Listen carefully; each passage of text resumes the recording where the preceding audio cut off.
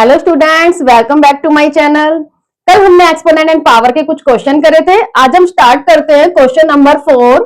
Evaluate 8 की power -1 into 5 की power 3 upon में 2 की पावर -4। ठीक है, तो यहाँ पे देखिए ये हमारा जो बेस है 8 है। जो हमारा बेस 8 है उसका जो एक्सपोनेंट है वो किस में है? नेगेटिव में है। यहाँ पे जो बेस है इसका एक्सपोनेंट हमारा पॉजिटिव में ही है। यहाँ पे ये जो बेस है इसका एक्सपोनेंट हमारा किस में है? नेगेटिव में है। तो देखिए पहले हम क्या करते हैं, जब भी हमारा बेस कुछ डिफरेंट सा होता है तो हम है ना उसको क्या करते हैं, उसके फैक्टराइज कर देते हैं। ठीक है, जिसके फैक्टराइज होते हैं तो उसके हम फैक्टराइज कर देंगे। जैसे कि 8 के हमारे फैक्टराइज हो जाएंगे। ठीक है, तो क्या होगा 8 को अगर हम 2 को क्या करेंगे कि 3 टाइम्स मल्टीप्लाई करते हैं। अगर 2 को 3 टाइम्स मल्टीप्लाई करेंगे तो क्या आएगा? देखिए 2 इंटू 2 इंटू 2 तो क्या आया? 8 आया। ठीक है, तो हम क्या करते हैं, इस 8 को हम इस तरीके से लिख देते हैं 2 की पावर 3। तो उससे कुछ फर्क तो नहीं होगा। ठीक है, क्योंकि हम 8 को देखो 2 को 3 टाइम्स लिख देंगे, 2 को 3 टाइम्स लिख देंगे तो 8 ही आएगा। ठीक है, तो हम इसको इस तरीके से लिख देंगे। क्यों लिखा ऐसे हमने? ताकि हमारा ये जो बेस है, देखो यहाँ पे भी 2 है ना, तो हमारा जो बेस है ना वो सेम हो जाएगा। जब हमारा बेस सेम हो जाएगा तो हमारी जो लो है वो भी हमारे काम आएगी, है ना। तो इस तरीके से हमने 8 को क्या करा, 2 की पावर 3 टाइम्स लिख दिया।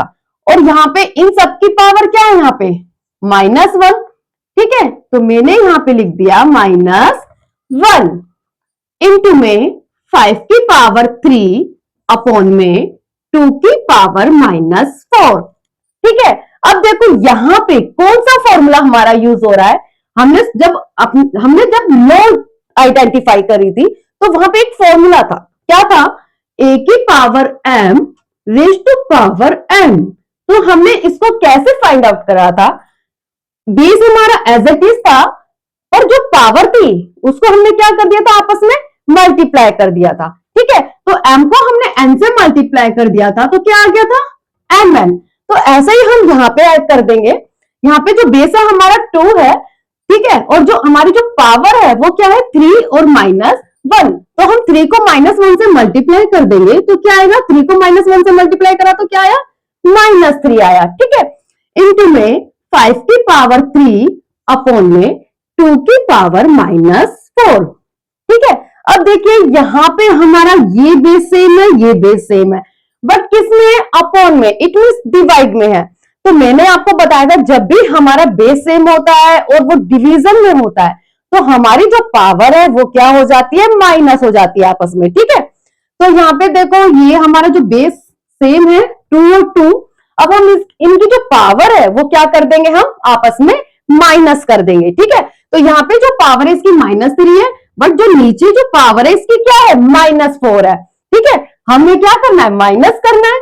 तो हमने माइनस का साइन लगाया और यहाँ पे -4 है तो माइनस माइनस क्या हो जाएगा? प्लस हो जाएगा। ठीक है, 4। अब इंटू में क्या है? 5 की पावर 3। अब इसको हम सोल्व कर देंगे, माइनस प्लस माइनस, तो 4 में से हम 3 माइनस करेंगे तो क्या आएगा? 1 आएगा। ठीक है, अब हमारी देखो इसमें से बड़ी डिजिट क्या है? 4 है, 4 के आगे प्लस का साइन है तो हमारा जो साइन है वो क्या आएगा? प्लस का आएगा। ठीक है, इंटू में 5 की पावर 3, तो 2 को हम 1 टाइम्स मल्टीप्लाई करेंगे 2 ही आएगा, 5 को हम 3 टाइम्स मल्टीप्लाई करेंगे तो क्या आएगा? 125। अब 125 को 2 से क्या कर देंगे? मल्टीप्लाई कर देंगे तो क्या आया? 250। चलिए अब हम नेक्स्ट पार्ट स्टार्ट करते हैं। यहाँ पे देखो बेस हमारा क्या है? डिफरेंट है, और पर जो पावर है वो हमारी क्या है? सेम है। ठीक है, तो यहाँ पे कौन सा फॉर्मूला यूज होगा? जब हमारी जो पावर है वो सेम होती है पर जो बेस है वो हमारा डिफरेंट होता है तो हम क्या कर देते हैं? बेस को आपस में मल्टीप्लाई कर देते हैं और पावर हम एज इट इज लिख देते हैं। ठीक है, तो 5 को हम 2 से मल्टीप्लाई कर देंगे तो क्या आ जाएगा? 10 रेज टू पावर -1 इंटू में 6 की पावर -1। अब यहाँ पे देखिए यहाँ पे भी हमारा बेस क्या हो गया? डिफरेंट हो गया, पर जो पावर है वो क्या है? हमारी सेम है। तो यहाँ पे भी हम वही फॉर्मूला यूज कर देंगे। 10 को 6 से मल्टीप्लाई कर देंगे 60, 60 रेज टू पावर जो बेस जो हमारा जो पावर है वो क्या है, सेम है, तो हम पावर भी हम एज इट इज लिख देंगे -1। तो मैंने आपको बताया था जब भी हमारा जो एक्सपोनेंट है वो नेगेटिव में आता है तो हम क्या कर देते हैं, उसे पॉजिटिव करने के लिए अब हम इसको रेसिप्रोकल कर देते हैं। ठीक है, तो ये हमारा 1 के अपॉन में चला जाएगा, 1 अपॉन में 60 की पावर 1 लिखने की कोई नीड नहीं है, लिखना चाहो तो आप लिख सकते हो। ठीक है, अब हम 5th क्वेश्चन स्टार्ट करते हैं। Find the value of m for which 5 raise to power m divide 5 raise to power -3 is equal to 5 raise to power 5। तो यहां पे हमें m की वैल्यू फाइंड करनी है। ठीक है, तो देखिए यहाँ पे हमारा कौन सा फॉर्मूला यूज हो रहा है, देखो बेस हमारा सेम है बट जो हमारी पावर है वो क्या है, डिफरेंट पावर है। ठीक है, तो हम क्या करेंगे, जब भी हमारा बेस सेम होता है और पावर हमारी डिफरेंट होती है तो हम उसको क्या कर देते हैं, पावर को आपस में माइनस कर देते हैं। ठीक है, बेस हमारा एज इट इज ही रहेगा। तो यहाँ पे देखो बेस हमारा 5 है तो बेस हमारा एज इट इज ही रहेगा, पर जो हमारी पावर है m और -3 तो हम इसको क्या कर देंगे, पावर को आपस में हम माइनस कर देंगे। ठीक है, तो m माइनस, अब यहां पे -3 है तो माइनस माइनस क्या हो जाएगा, +3 इक्वल टू में 5 की पावर 5। अब हम क्या करेंगे, जो हमारी एक्सपोनेंट है, ठीक है, कंपेयरिंग ऑन बोथ साइड, तो हम एक्सपोनेंट को हम आपस में कंपेयर करेंगे। ठीक है, तो यहाँ पे 5 की जो एक्सपोनेंट है वो क्या है, हमारी m+3, यहाँ पे 5 की एक्सपोनेंट क्या है, 5, तो m+3 इक्वल टू में हमारी यहाँ पे देखो इसकी जो एक्सपोनेंट है वो क्या है, 5। तो हमें देखो m की वैल्यू फाइंड करनी है। ठीक है, तो m इक्वल टू में 5, यहाँ पे देखो ये प्लस का 3 है तो ये जब हम राइट साइड में लेकर जाएंगे, 5 के पास लेकर जाएंगे तो ये किस चीज में हो जाएगा, माइनस में हो जाएगा। ठीक है, जब भी हम राइट से लेफ्ट लेकर जाते हैं, लेफ्ट से राइट लेकर जाते हैं तो हमारे जो साइन है वो क्या हो जाते हैं, चेंज हो जाते हैं। जो प्लस होता है वो माइनस हो जाता है, जो माइनस होता है वो क्या हो जाता है, प्लस हो जाता है। जैसे कि यहाँ पे देखो ये जो हमारा जो 3 है वो किस चीज का है, प्लस का है, तो अब हम इसको 5 के पास राइट साइड में लेकर जाएंगे तो किस चीज का हो जाएगा, माइनस का हो जाएगा। ठीक है, तो 5 -3, तो m की वैल्यू क्या आ गई है, 2। ठीक है, चलिए अब हम नेक्स्ट क्वेश्चन स्टार्ट करते हैं। 1/3 raise to power -1 minus 1/4 raise to power -1, और यहाँ पे इन सबकी पावर क्या दे रखी है, -1। तो सबसे पहले हम क्या करेंगे, जो पावर है हमारी इसको हम पॉजिटिव करेंगे। तो पॉजिटिव पावर करने के लिए मैंने आपको बताया था कि हम इसको क्या कर देंगे, रेसिप्रोकल कर देंगे। ठीक है, तो 1/3 है तो हमारा क्या हो जाएगा, यहाँ पे 3/1, और जो पावर है -1 है तो वो हमारी क्या होगी, पॉजिटिव होगी, प्लस की 1 हो गई है। ठीक है, माइनस 1/4 है तो क्या हो जाएगा, ये 4/1, और यहाँ पे हमारी जो पावर नेगेटिव है तो वो किस में होगी, हमारी जो पावर है पॉजिटिव में हो गई है। ठीक है,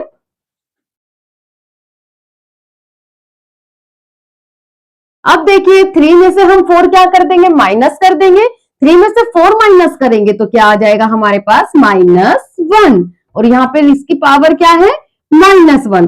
तो अब देखिए यहाँ पे दोबारा हमारी जो पावर है वो माइनस में है, तो अब हम क्या करेंगे, इसकी पावर को पॉजिटिव कर देंगे। तो पॉजिटिव करने के लिए इसको भी हम क्या कर देंगे, रेसिप्रोकल कर देंगे। तो -1 के नीचे कुछ नहीं है तो क्या माना जाएगा, 1 है। तो अब हम इसको रेसिप्रोकल करेंगे तो क्या होगा, 1/1 ही होगा। ठीक है, तो ये हो गया हमारा इसका सॉल्यूशन। चलिए देखिए अब ये हमारा लास्ट पार्ट है। 5/8 raise to power -7 into 8/5 raise to power -4। तो यहाँ पे भी सेम वही क्वेश्चन है, हमारा जो पावर है वो किस में, नेगेटिव में है, तो इसको भी हम क्या कर लेंगे, पावर को पॉजिटिव कर लेंगे। तो पॉजिटिव करने के लिए वही हम सेम वही रेसिप्रोकल कर देंगे। तो 5/8 है तो क्या हो गया, 8/5 रेज टू पावर 7। तो इसको मैंने रेसिप्रोकल कर लिया, तो हमारी जो पावर जो नेगेटिव में है वो किस में हो गई है, पॉजिटिव में हो गई है। इनटू में 8/5 है तो हम इसको क्या कर देंगे, 5/8। हमारी जो पावर नेगेटिव है तो वो किस में हो गई है, पॉजिटिव में हो गई है। ठीक है, तो इसको आप अलग अलग करके भी लिख सकते हो। देखो ये जो पावर है 8/5 की पावर क्या है, 7 है, तो ये जो पावर जो 7 है वो 8 की भी है और 5 की भी है। तो इसको हम इसकी पावर को अलग अलग करके लिख देंगे, 8 की पावर 7/5 की पावर 7 इंटू 5 की पावर 4/8 की पावर 4। ठीक है, अब हम क्या करेंगे, 8 की पावर क्या है हमारी 7 है, यहाँ पे 8 की पावर क्या है 4 है, तो मैं इस 4 को ऊपर लेकर जाऊंगी तो ये किस में हो जाएगा हमारा नेगेटिव में हो जाएगा। ठीक है, इंटू में 5, यहाँ पे इसकी पावर क्या है 4, नीचे यहाँ जो पावर है हमारी 7 है, जब मैं 7 को ऊपर लेकर जाऊंगी तो हमारी पावर किस में हो जाएगी, माइनस में हो जाएगी, -7। 8, 7 में से 4 माइनस करेंगे तो क्या आएगा 3 इंटू 5, 4 में से 7 माइनस करेंगे तो क्या आएगा -3। क्यों, क्योंकि हमारी जो 7 है वो डिजिट क्या है, बड़ी है, तो जो डिजिट हमारी बड़ी उसके आगे जो साइन है वही साइन आता है, तो क्या आएगा -3। तो अब हम क्या करेंगे, 8 की पावर 3 तो हमारी पॉजिटिव ही है, यहाँ पे 5 की जो पावर है वो क्या है माइनस में है, तो मैं इस पावर को माइनस में करने के प्लस माइनस को प्लस में करने के लिए क्या करूंगी, इसको नीचे ले आऊंगी, इट मींस रेसिप्रोकल हो जाएगा। जब मैं इस माइनस इस 5 की पावर को 5 की जो पावर है -3 इसको मैं नीचे लेकर आऊंगी, 8/3 के नीचे लेके आऊंगी, तो मेरी जो पावर है ना वो किस में हो जाएगी, पॉजिटिव में हो जाएगी, 5 की पावर 3। ठीक है, तो इसको हम सोल्व कर देंगे, 8 को हम 3 टाइम्स मल्टीप्लाई कर देंगे तो क्या आएगा 8 8 64, 64 को हम 8 से मल्टीप्लाई कर देंगे 512। एज इट इज हम 5 को 3 टाइम्स मल्टीप्लाई कर देंगे, 5 5 25, 25 5 125। ओके, क्लियर है। हमारी जो एक्सरसाइज है एक्सपोनेंट एंड पावर्स हमारी खत्म हो गई है। ठीक है, जो हमारी नेक्स्ट एक्सरसाइज है 10.2 वो हमारी स्टैंडर्ड फॉर्म से रिलेटेड है, तो मैं थोड़ा आज आपको स्टैंडर्ड फॉर्म से बारे में इंट्रोड्यूस करा देती हूँ कि हमारी स्टैंडर्ड फॉर्म होती क्या है। ठीक है, मान लीजिए जैसे कि ये हमें नंबर दिया हुआ है स्टैंडर्ड फॉर्म, आज हम पढ़ेंगे थोड़ा सा स्टैंडर्ड फॉर्म के बारे में।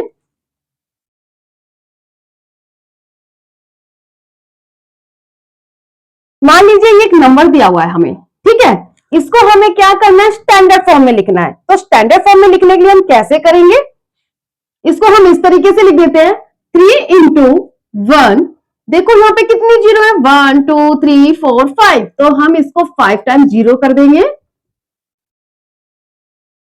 हमें इसको क्या करना है, स्टैंडर्ड फॉर्म में लिखना है।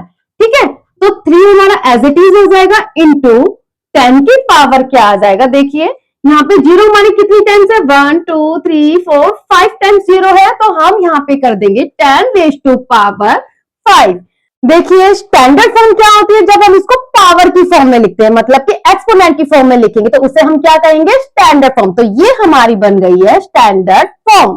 ठीक है, एक एग्जांपल और ले लेते हैं, जैसे कि 5000 है, तो इसको हमें स्टैंडर्ड फॉर्म में लिखना है, तो इसको भी हम एज इट इज ऐसे कर देंगे 5 इंटू 1, यहाँ पे जीरो कितनी टाइम्स है 3 टाइम्स है, तो हमने यहाँ पे जीरो 3 टाइम्स लिख दिया है, तो 5 इंटू 10, 10 की पावर क्या हो गई 3, तो ये भी देखो हमारा जो ये एक्सपोनेंशियल फॉर्म में आ गया है। ठीक है, तो ये हमारी क्या आ गई है, स्टैंडर्ड फॉर्म। ठीक है, नेक्स्ट देखो एक क्वेश्चन इस तरीके से भी आएगा,